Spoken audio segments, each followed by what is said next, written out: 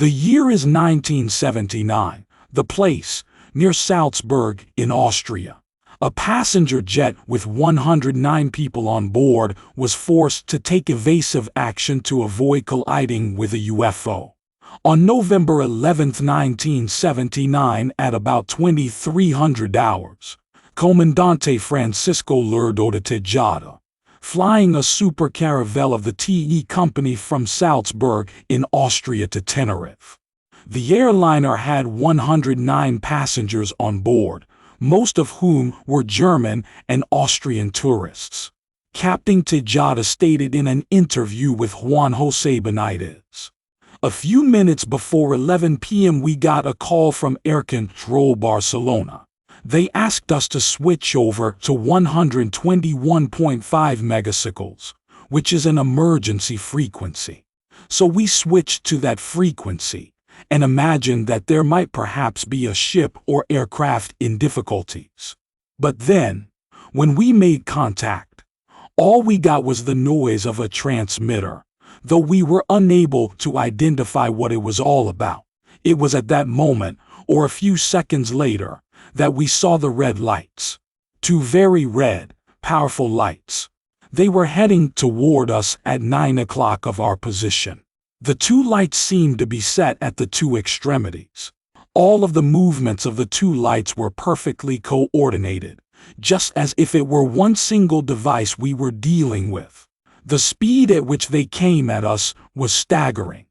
I have never seen anything like that speed. The two lights, in line, came up to us on a bearing of 250 degrees. When we saw them first, they were at about 10 miles. Then they made toward us, and then were literally playing with us at not much under half a mile or so.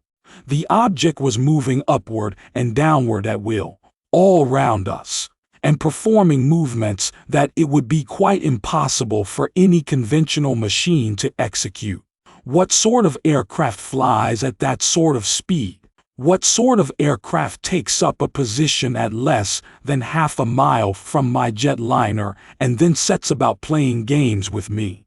Captain Tejada said that the object's size was approximately the same as a jumbo jet, and that its approach speed was such that he was obliged to make a break, turning the aircraft sharply to avoid collision.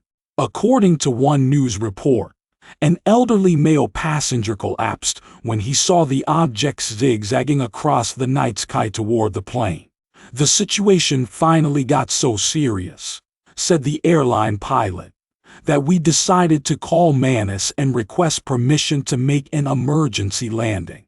The plane touched down at Valencia shortly before midnight, with the UFO still visible over the airport buildings, seen by the airport director, Senator Moreland, together with his air traffic controller and a number of ground personnel.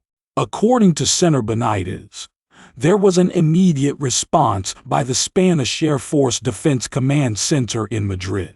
Radar had registered a number of echoes in precisely the area where the airliner was flying at the time, and Air Defense Command HQ ordered two Mirage F-1 jets to take off on an intercept mission from Los Llanos Air Base, near Albust, 5 minutes after the airliner had landed. Although Senator Benitez was unable to secure official confirmation, he learned that the Mirage pilots established visual contact with the UFO, and that one of the planes was subjected to a number of sudden close approaches by the unknown object, or objects. Captain Tejada and his flight crew were interrogated by the Air Force shortly after landing. As is usual in all cases of this sort, reported Benitez, the Spanish Air Force initiates an extensive investigation and appoints an official with the title of Jus Informador to preside over it. He is generally a high-ranking Air Force officer. My take. Wow, this is a good one. Radar echoes. Qualified pilots as witnesses. A plane load of passengers.